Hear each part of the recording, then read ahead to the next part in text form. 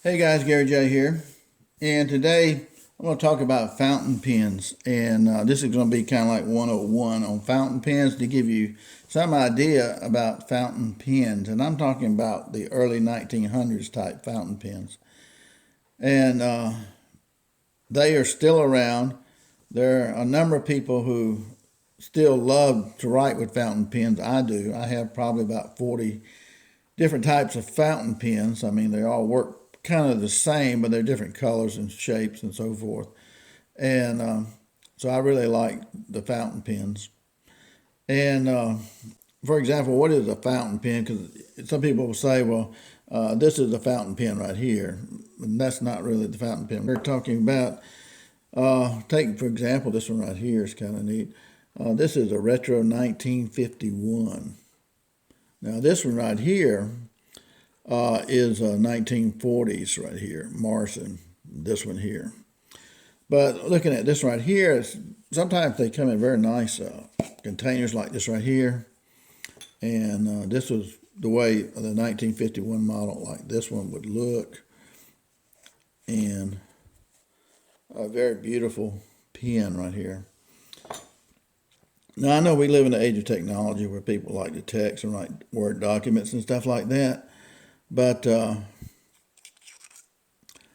this is what I'm talking about when we're talking about fountain pens. It's not the regular pen. These go back to the early 1900s, okay? And so it's just a beautiful pen right there to me. And it writes really well. And it's got some beautiful scroll work right here, if you can get that in focus a little bit. That scroll work on the nib, we call that the nib. Okay, so how do fountain pens work? Well, they're pretty simple in their design and how they function, and we'll look at the earlier version first, the 1940 model Morrison here, and right here, maybe I'll see Morrison there. Now, Morrison, there are two Morrison companies. One had one R. This has two R's in Morrison. One R was a Japanese company, I think, and Morrison here was American. These were made in New York. And the company started around 1908 to 1910 is what I can find out. And the company probably went out of business in the 1950s and gave way to the ballpoint pens and so forth. But fountain pens will be around forever. You're never going to stop that. And so you unscrew this one too, like you did that other one. The 1951 is a reproduction style. And so look at the nib on this one right here. This is the nib, and that's 14 karat gold. It still looks brand new, which I polished it up a little bit, so it still looks brand new for, being like 70 or 80 years old. And you unscrew your pen like this. And when you do that, you have this barrel right here. Now, this barrel here really doesn't come off, I don't think, on these. And the way this works is it's like a syringe on this model. If you hold a syringe like this and you push it down, it's got a plunger in here, just like a syringe, and you can pull that plunger back. So what happens is, like, if this pen is dry, didn't have any ink in it, I cleaned this pen up the other day. And I mentioned if you have a pen and you are going to change the ink in it because they make so many different colored inks, they make probably over 50 different colored inks.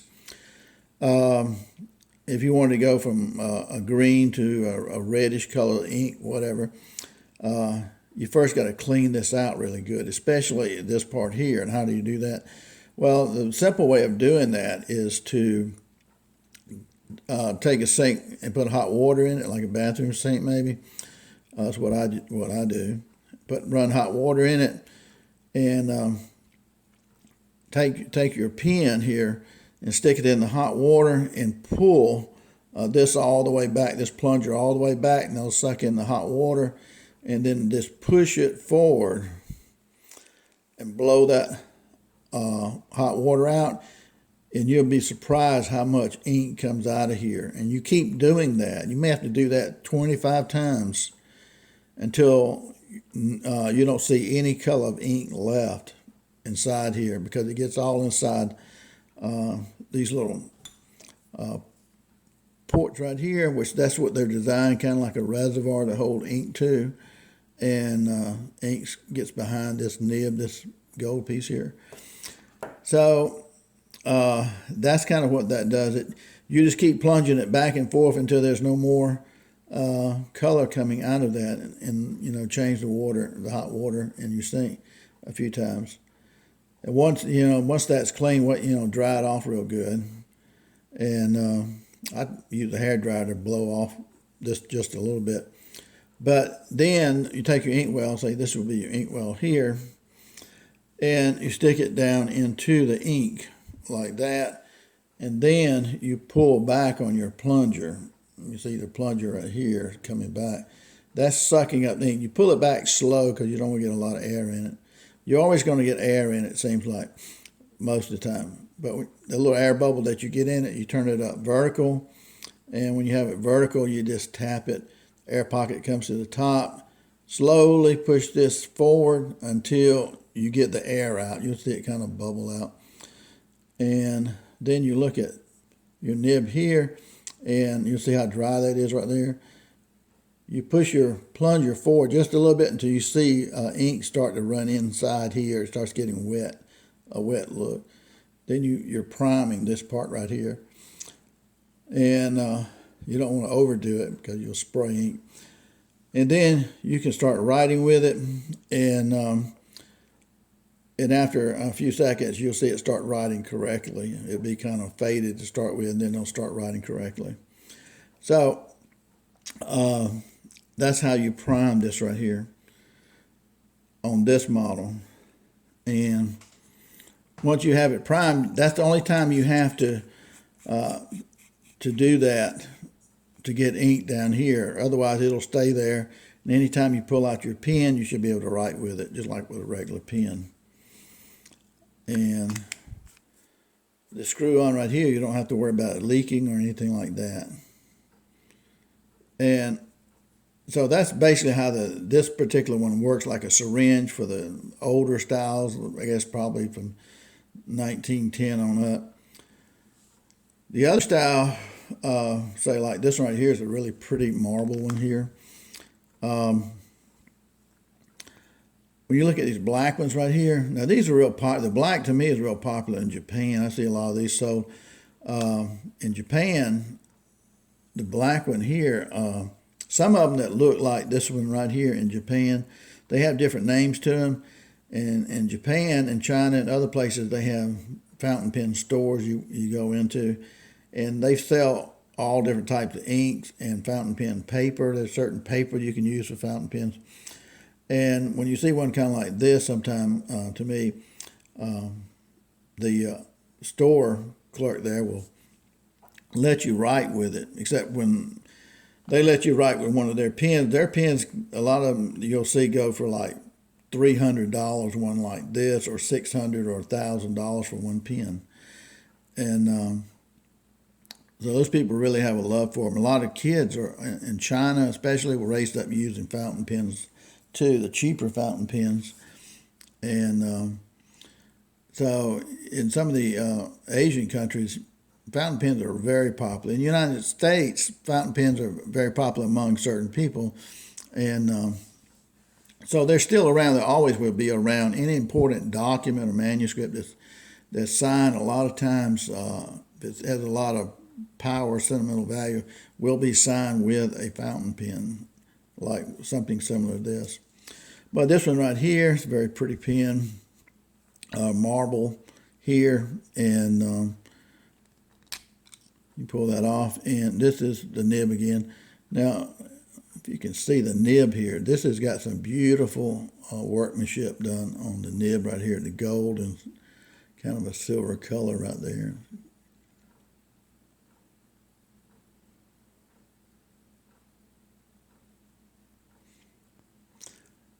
And at the very end right here is a little knob or pin head, basically. And that's put on there for a reason. And what happens with that is that it's like a ballpoint pen, this little pin head at the top of it. It's hard to keep this in focus. But that allows you, like a pinhead, like a regular, newer type pen, to be able to write because it's round. And again, these are split down the center to that hole right there. They're split all the way down. And what happens is when you start writing with your fountain pen, and you say it's writing too thin, or it's medium, or it's wide, and I like something different. If it's too thin, when you're writing with it, and it looks like, like the width of your hair or something like that, you say, I want it wider. And what you do is take your thumb and press the nib, the point here. You press that down on your thumb, and be careful how hard you press that. It's going to be a trial and everything. You press that a certain amount of pressure on that, and it causes this piece right here to open up, like my fingers here, open up a little bit. And that will go from a fine to a medium. You press it a little bit more to try it again, and you can go to a wide width on your writing pen. And if you go too far and it's too wide, then you take it and turn it over like this, and then push down on your thumbnail. And you push down your thumbnail, that will bring those ends back together. So your writing the part that you're writing with is right here at the very end of the nib. And so you can open it and you can close it to get it just right for you, because all these pens write a little bit differently. I have some that when I write with them, I'd say, well, that's a little bit too wide for me, and then I'll just turn it upside down and press it, and hopefully that particular one will close up a little bit. And you can buy them like thin, medium, or wide on the writing style that you prefer. But this model right here is a little different than the 1940s. They come a long ways, I guess, in the sense. You unscrew this, and most all these today seem to have a barrel like this right here. It's clear. It's got a plunger, but these you do not pull back and forth like a syringe. You turn them. If you turn it clockwise to the right, it pulls the plunger back. That way it would be sucking up ink. If you turn it counterclockwise, it pushes the plunger down. That would be pushing the ink forward. Now, since this one's never been used, and I have maybe 40 different types of these pens, all different types. Some of them I've never used. I've never used that one. But if, in this case right here, I turn it counterclockwise to get my plunger all the way down, and then carefully hold this right here and stick it in the ink well, and make sure that the bottom of it's underneath the ink a little bit, and then turn it clockwise slowly so you get less air that way. So turn it slowly, and you see the plunger coming up, and you turn it all the way till you get to as far as it'll go, and you're still going to get an air bubble a lot of times when you do that. And if you get an air bubble, then you just bump it and then turn it counterclockwise, and that pushes that plunger forward, and you just want to get the air out of that. Okay, once you've got the air out of that, then you take your pen here and stick it back on here like that, push it snug, and again look at your nib right here, and if it's dry like this one, then turn it counterclockwise, and that'll push the ink forward until you see this start getting wet. Okay, and then you can try writing with it. Sometimes I take a piece of tissue paper and touch the end of it, and it'll kind of like draw the ink onto the tip of it. And you start writing with it. You only have to do this priming process once. when you put ink in it, okay? And the rest of the time you shouldn't have to do prime it ever again.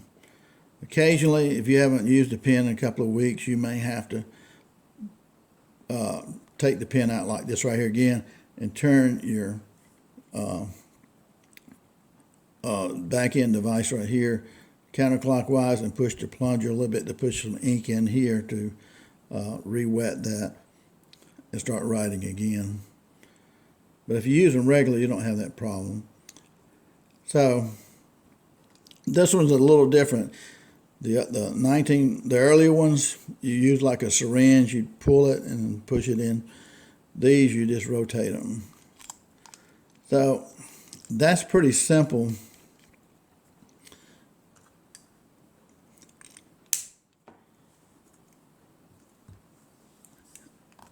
And we'll look at a couple of more things about fountain pen. But this is another thing I want to show you too, is that when you look at fountain pens, you look at the ink. And with ink, you'd be amazed. They make probably over 50 different colors of ink. And this right here is a brilliant green ink right here. To me, that's just a beautiful color. And so you can get, these run probably from like $12 to $20 to $30, depending on what kind you want and how big a inkwell you want there. But the container is very nicely made, almost like a perfume bottle to me. And just very beautifully done. If you don't know what color ink you want, you can get sample packets. And this right here are sample packets. They'll give you like 2, 4, 5, 6 or 7 in a sample package. And they come just like this right here. And they're not full of ink, but they have a certain amount of ink in here so that you can try them in your pen and see what colors you like best.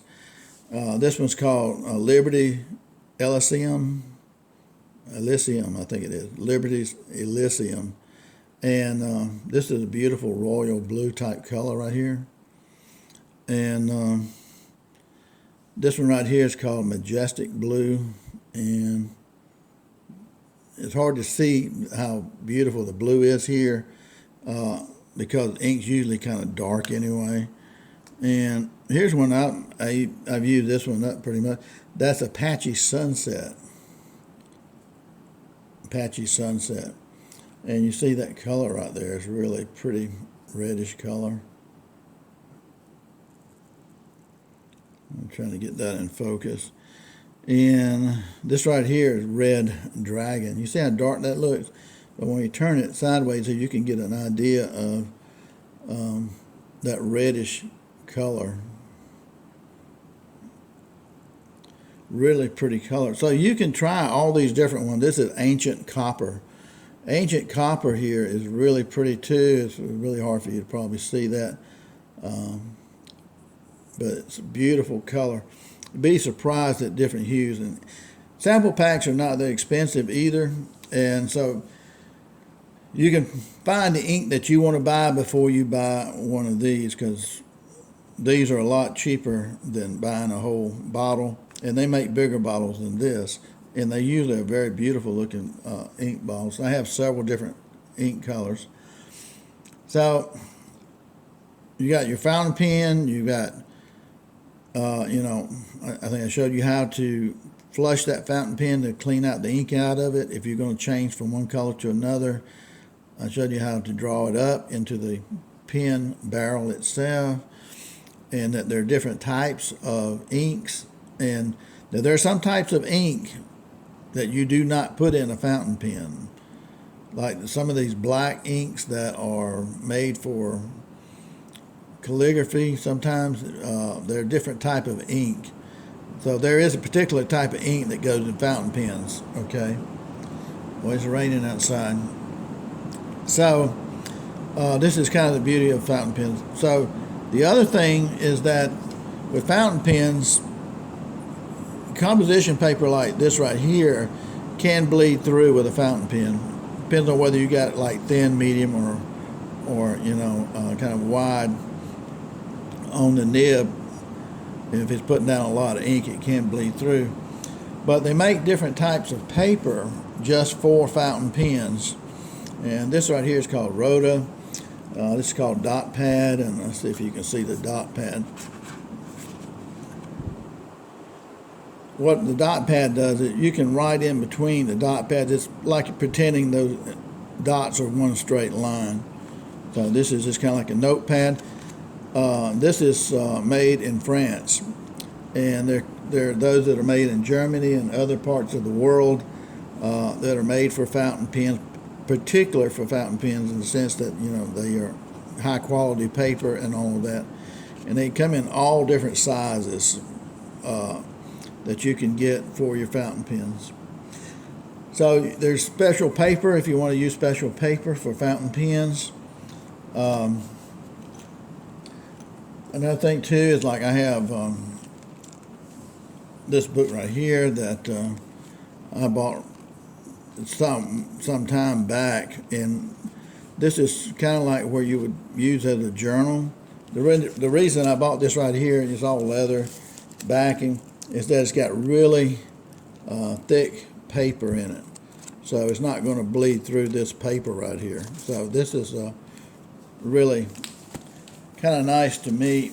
If you have a journal or if you write stuff down, you can find this kind of paper sometimes too. And you know, back in the old days, before fountain pens, you had quills, kind of like this right here, that you would write with. You stick it in the inkwell and write. Benjamin Franklin, I think you see pictures of him doing that. One thing that I do a lot of times is, like when I travel, I have a little carrying case right here, which is really nice to me. Zipper. I keep like extra pair of glasses in here, and keep a pencil in here with an eraser. And this is a fountain pen here too. And I've got my ink right here, and that way I have ink in case I run out of ink. And this particular fountain pen here is more of the economy type. You can buy these from like $20 to $50, depending on who makes it. This clip right here is really nice. A lot of students like these kind of pens right here. You pull it loose, you can see the kind of a contour right here. So when you're holding your pen, you're holding it like this right here. Feels real good. You've got a hole right here so you can see your ink level gets low, you know, to fill it up. And this is kind of a no thrills type nib right here, and it's nicely done. And these write really well. And if you were to lose one or something, you're not going to worry about it too much. I got in this color here. I got them in several different colors of these, and these are good to carry around for work or any place like that. They're just, you know, they write really well. But also, in this carrying case right here is really nice. And I have paper over here too that I put there. So I can carry everything like this, and with my glasses and all, and zip it up, and I don't have to worry about any spills or anything like that, you know, and put that in my bag. So the carrying case system is really a nice thing to have too, if you have fountain pens.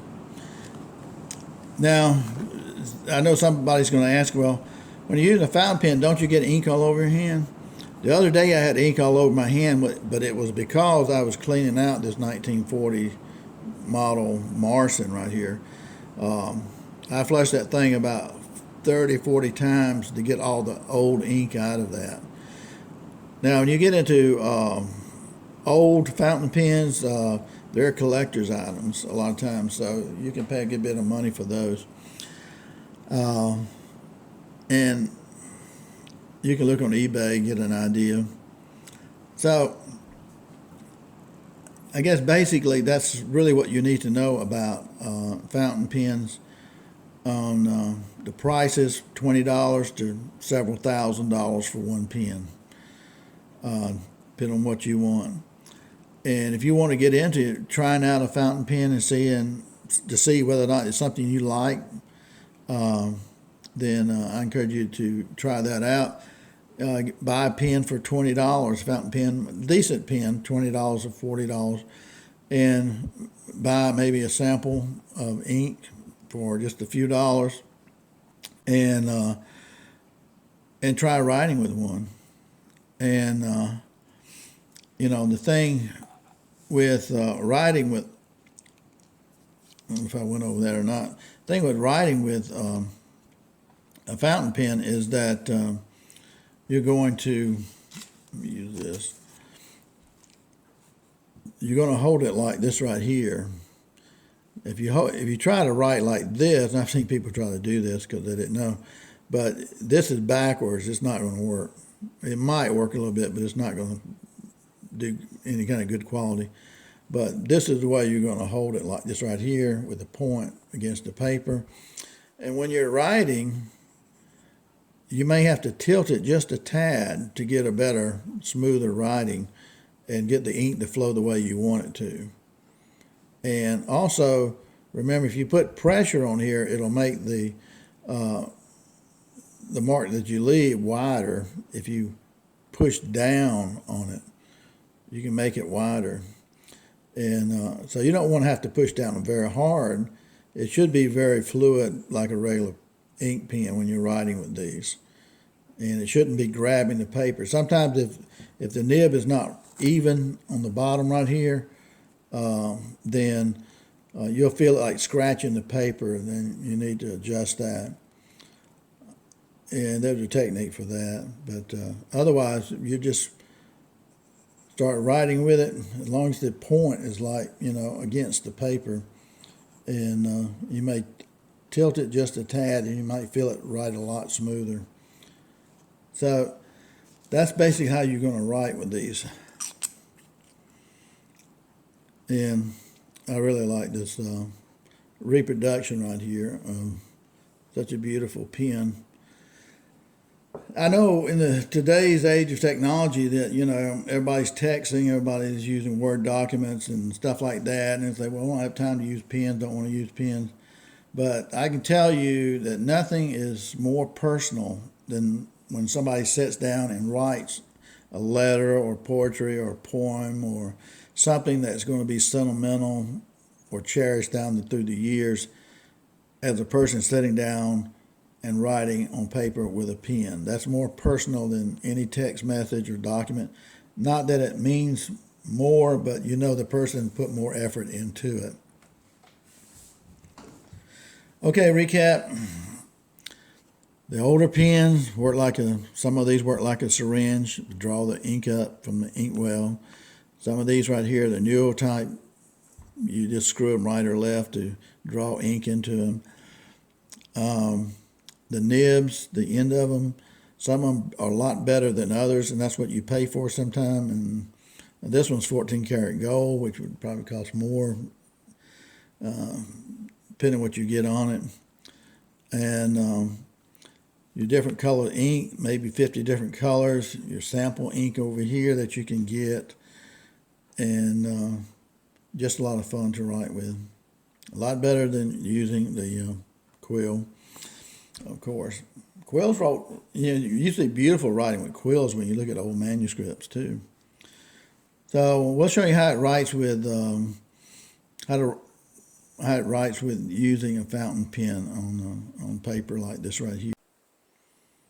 Oh, before I go too far, I know somebody's going to ask, well, why you got a pencil here and what is this thing here? A lot of people don't know what this is. Well, this is your first automatic type pencil right here. And this is probably 1940s. And this one right here is really cute to me right here. See how small it is. And look at the ornate on it. It's a beautiful design and engravings on it. Anyway, this part right here will pull off and the lead is inside here. And it works just like, say, this pen right here. This is a cross pen right here. And this cross pen right here, you turn it to get the lead to come out the bottom of it. So this is one of those. And this is what this is too. You turn this right here and you get the lead to come out the end right here. There's some lead sticking out there right now. And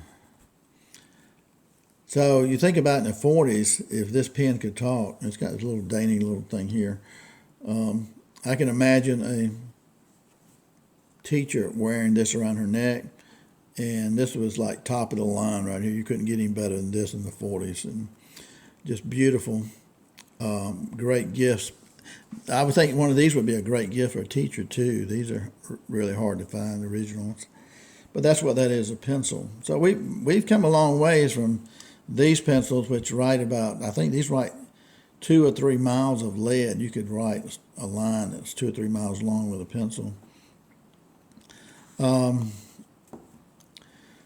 So let's write with one of these fountain pens just to show you how they write. Okay guys, let's see how these fountain pens write.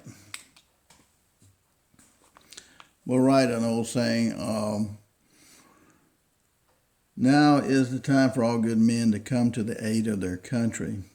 I think that includes all the letters of the alphabet. We'll do this in cursive.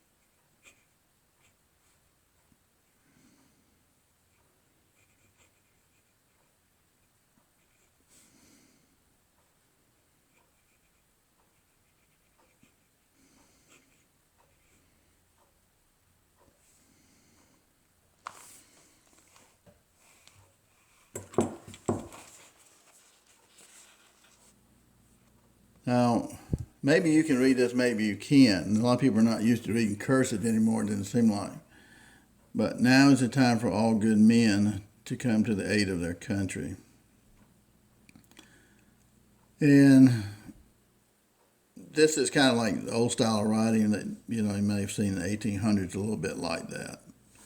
There's a lot fancier, but sometimes hard to read for a lot of people who are not used to that kind of writing. Now you could print.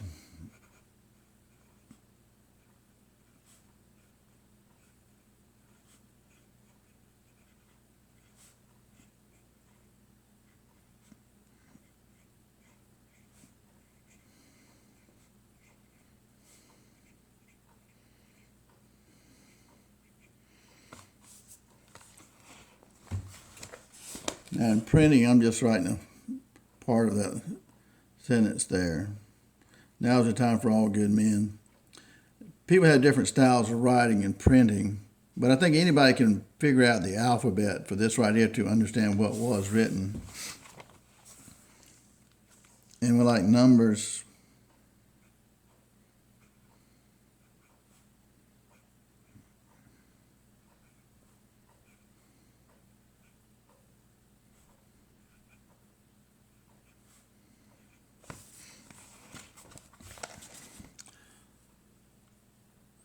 You can see with the numbers here is kind of the old style.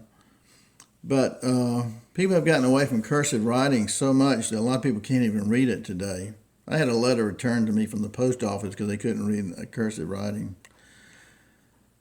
And again, this is printing here. Some people have a beautiful cursive writing and printing. And then a lot of people have terrible, it's hard to read. I've read a lot of documents and stuff like that, and it's some people just cannot write, period. But everybody's different. But this is really all subjective when I'm talking about fountain pens and writing. I mean, again, nothing's more personal than a handwritten letter to someone, especially your better half or something like that.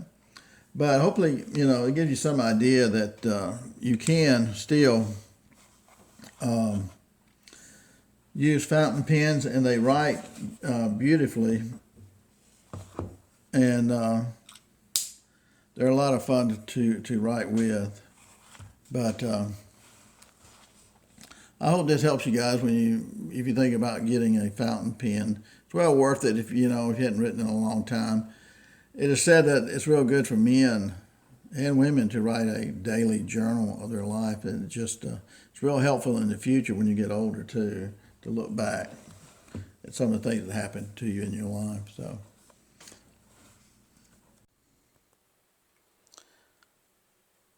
okay, guys, this is just some of the fountain pens I have. All of these are fountain pens, and different colors, a few different shapes and designs.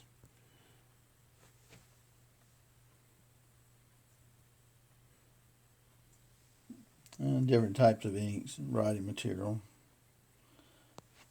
But again, fountain pens are fun to use, and I enjoy them. I have several more. But this just gives you a little idea. You can kind of collect them too. But thanks for watching, guys. Gary J.